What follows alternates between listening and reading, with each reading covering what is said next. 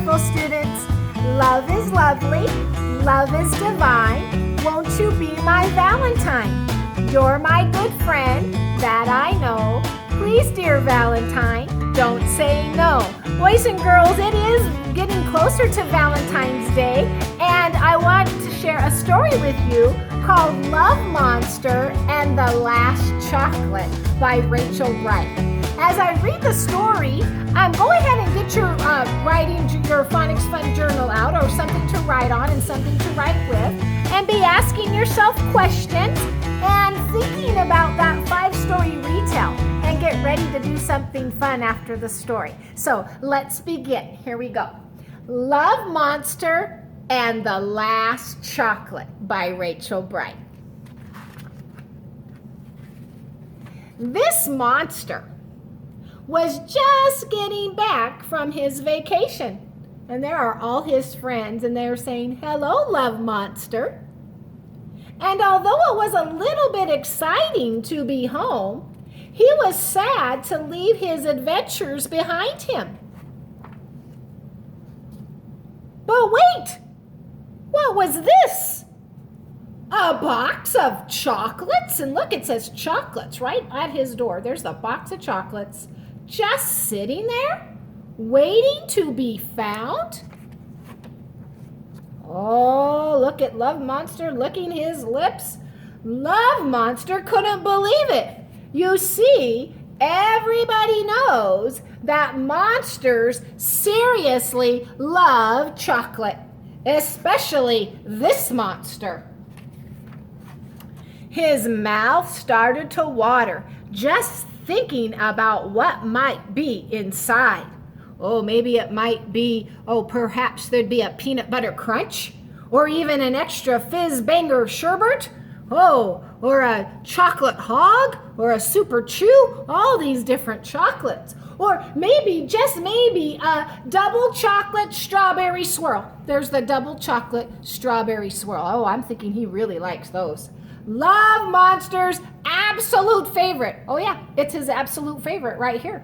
Double chocolate strawberry swirl. But then he had a thought that he just couldn't unthink. Humph. He should probably share the chocolates with his friends. Well, that's a kind thing to do, isn't it? But he's thinking, what if there weren't enough? And we know he really likes chocolate. Or what if someone took the one he wanted the most, which I think we know it's that his favorite, oh boy, his favorite was the double chocolate strawberry swirl. Or worst of all, what if the only one left for him was the coffee one? Ooh! Everybody knows monsters hate the coffee one, especially this monster. Yuck! Well, I'm sorry to tell you that after thinking all of these thoughts, Love Monster decided it would be safer and kinder and better for everyone if he could just keep the chocolates. Just for himself. So he went into his house, and so did the box of chocolates. Oh, without a whisper of a word to anyone. Love Monster couldn't wait. There's the chocolates up on the counter, and he is thinking about eating them. But just as he went to lift the lid, he had a sort of squeezy feeling in his heart. I'm thinking he has that squeezy feeling in his heart because he knows those friends who love him so much, it's good to share with your friends, and he's not feeling so good because he's not sharing. Oh, how his mouth watered. There he is sitting with the box. Notice it's not open yet. It was the feeling a monster gets when he knows he is about to do something he shouldn't. So he's feeling guilty. And before you could say, pass me the truffle surprise, he burst out of his house. Oh, he's running with the box of chocolates and ran as fast as his toes would carry him to find his friends. Oh, if you're thinking what I'm thinking that he's going to go share those chocolates with his friends. That's what I'm thinking. I bet you are too. All right. And when he did, in a very out of breath and a bit shouty voice, he said, I got back from my vacation and I found some chocolates. And I was going to keep them all to myself, but then I realized I wanted to share them with you, and I don't even want a single one.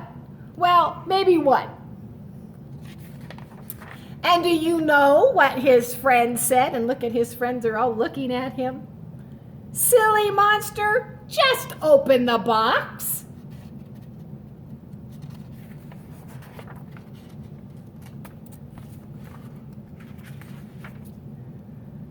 Oh, and look at what kindness is.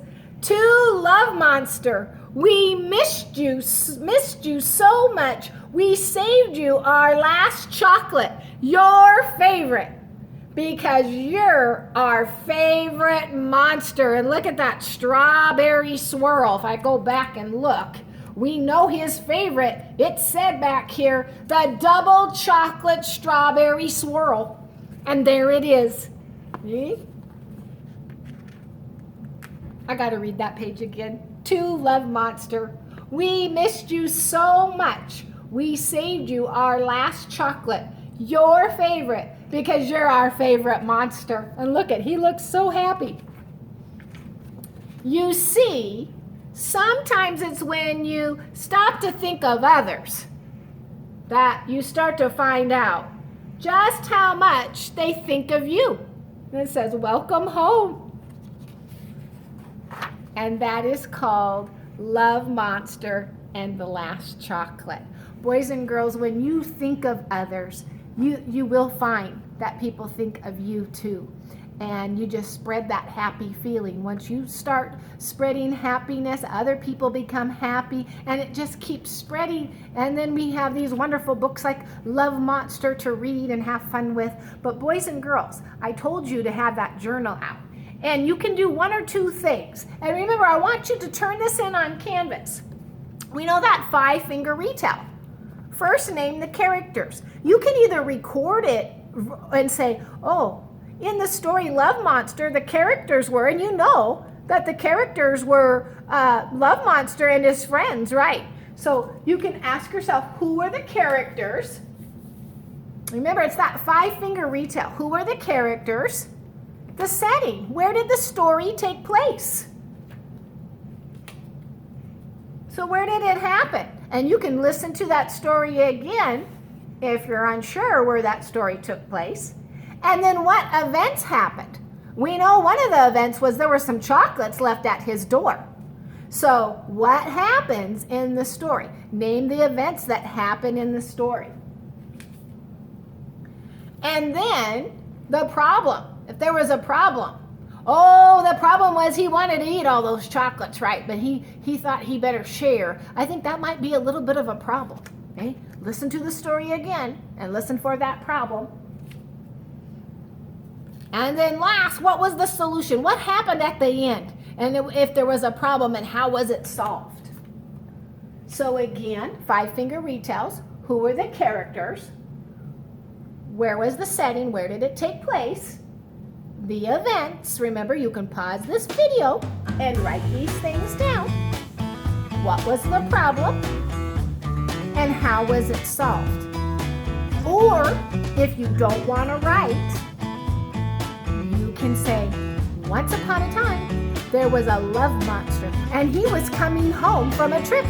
And his friend said, hello, love monster. And then you can keep going and retell the story in your own words and record it on canvas. Practice, practice, practice.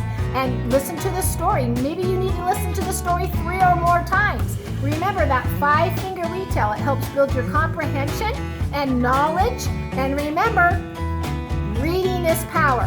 Have a wonderful day with this. And remember, turn it in on canvas. Bye-bye, students.